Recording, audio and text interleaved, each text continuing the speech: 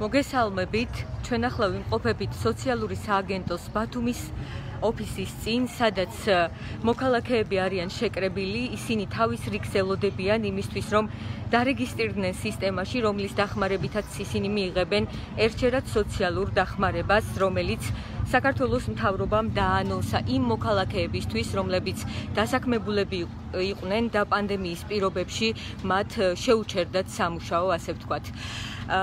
დილიდან არიან აქ მოქალაქეები შეკრებილები და თავის რიგს ელოდებიან, როგორც მათ გვითხრეს, საკმაოდ დიდ ხანს უწევთ ლოდინი, მათ აქვთ ერთგვარი სია თუ ვინ ვის შემდეგ უნდა შევიდეს. აქ ეს რიგები, როგორც გავიგეთ, არის დილიდან. უკაცრავად, ბათუმელების ლაივში რო გაგვესაუბროთ, რას ელოდებით, რამდენი ხანია რიგში დგახართ და რომელი საათიდან დაახლოებით? დარეგისტრირება გჭირდებათ? თვით დასაქმებული იყავით?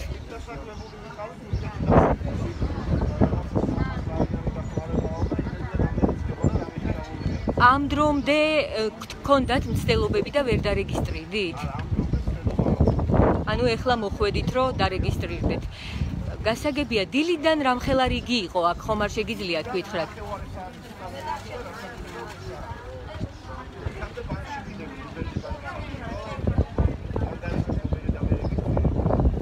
დაარეგისტრირეთ ანგარიშის ნომერი და მოიტანეთ აქ, კი ბატონო.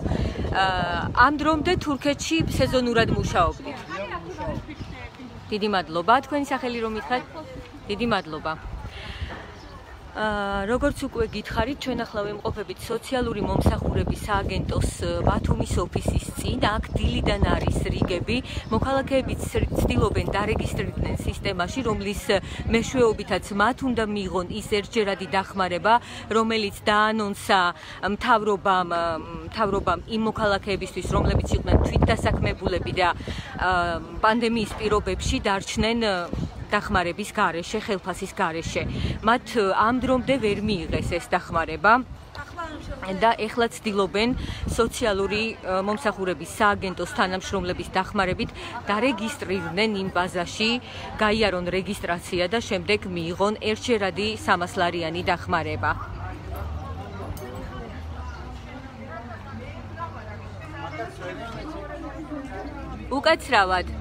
უკაცრავად, ქალბატონო, ბათუმელების ლაივში ხომ ვერ ისაუბრებთ, რამდენი ხანი? კარგით, მადლობა, ბოდიში. როგორც ხედავთ, ასეთი ვითარება აქვს, რიგი არის საკმაოდ გრძელი, ასე ვთქვათ, ძალიან ბევრი მოქალაქე არის აქ შეკრებილი იმისთვის, რომ გაიაროს რეგისტრაცია.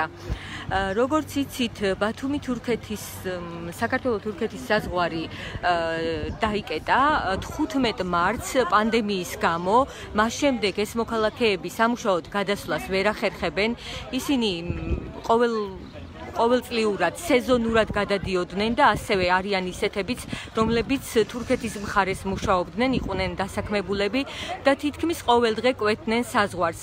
მას შემდეგ რაც საზღვარი დაიკეტა, ისინი ხელფასების გარეშე დარჩნენ. მთავრობამ მათთვის, თვითდასაქმებულებისთვის დაანონსა 300 ლარიანი ერთჯერადი დახმარება, თუმცა ამ მოქალაქეებიდან ბევრი ამბობს, რომ ვერ მოახერხა ამ დახმარების მიღება.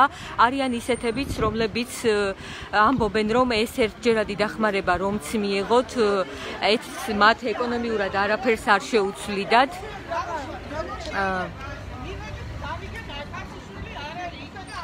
აქ არიან სხვა მოქალაქეებიც, რომლებიც არ ელოდებიან რეგისტრაციას, არამედ სხვა საკითხები აქვთ გასარკვევი, მაგალითად საპენსიო საკითხები და მათაც უწევთ გრძელ რიგში დგომა.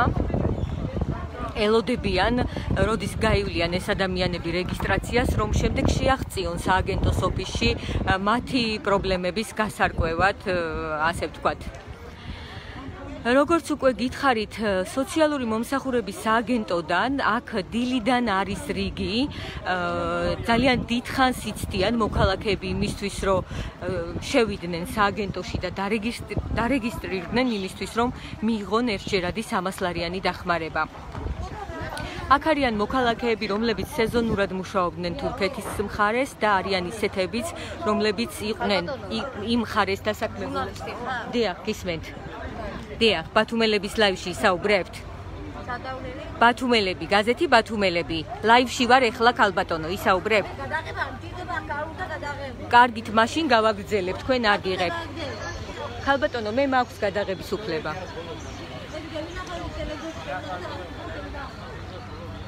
ქალბატონმა გააპროტესტა გადაღება, ჩვენ მას არ გადავუღებთ, იმიტომ რომ მას აქვს უფლება ამის მოთხოვნის. ჩვენ ვაგრძელებთ ლაივს სოციალური მომსახურების სააგენტოს ეზოდან, სადაც მოქალაქეები რიგში დგანან დღეს დილიდან.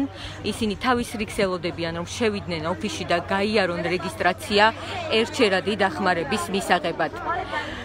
ისინი უხელფასოდ დარჩნენ, ყოველგვარი შემოსავლის გარეშე დარჩნენ, მას შემდეგ რაც 15 მარტის შემდეგ დაიკეტა საქართველო-თურქეთის საზღვარი.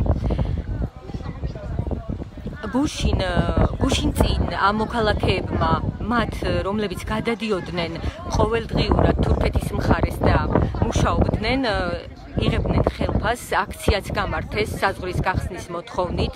მათ ჰქონდათ შეხვედრა მთავრობის წარმომადგენლებთან და რის შემდეგაც ისინი უკმაყოფილო დარჩნენ ამ შეხვედრით და განაცხადეს, რომ აუცილებლად მიმართავენ ისევ მთავრობას იგივე მოთხოვნით.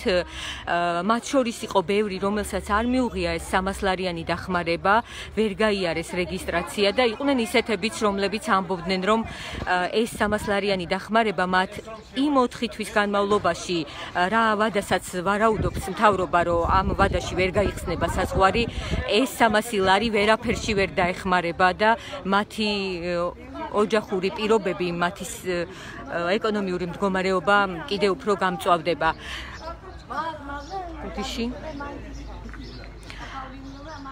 ასევე დღეს ჩვენ შევეხმიანეთ ამ ქალბატონებს, გვაინტერესებდა მოახერხეს მათ უკვე თუ არა დარეგისტრირება, მათ შორის ბევრი დარეგისტრირდა, ბევრი ამბობს, რომ ისევ ვერ მოახერხა დარეგისტრირება. საზღვრის გახსნასთან დაკავშირებულ კითხვებზეც მათ ჯერ არ აქვთ პასუხები, როგორი ინფორმაციაც მოგცეს პირად საუბარში, არის ასეთი, რომ დაახლოებით 10 დღის ვადაში დაელოდებიან ამ კითხვაზე პასუხს მთავრობისგან. როგორც ხედავთ, ახლა არ ყვევენ აქ მოქალაქეები, ვინ არის ბოლო, ვის მოუწევს ახლა შესვლა.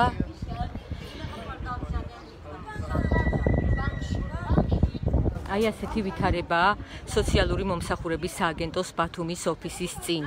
ეს მოქალაქეები შეიკრიბენ რეგისტრაციის გავლის მიზნით, რომ გაიარონ ერთჯერადი, რომ მიიღონ ერთჯერადი სოციალური დახმარება, რომელიც ამ დახმარებას მთავრობა შეპირდა თვით დასაქმებულებს.